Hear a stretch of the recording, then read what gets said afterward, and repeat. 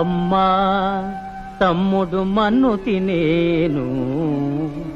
చూడమ్మా అని రామన్న తెలుపగా అన్నా నిచెవినులిమి యశోద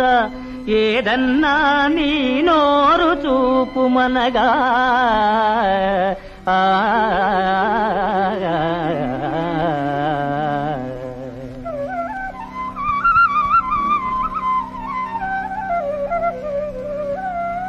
చూపితివట నీ నోటను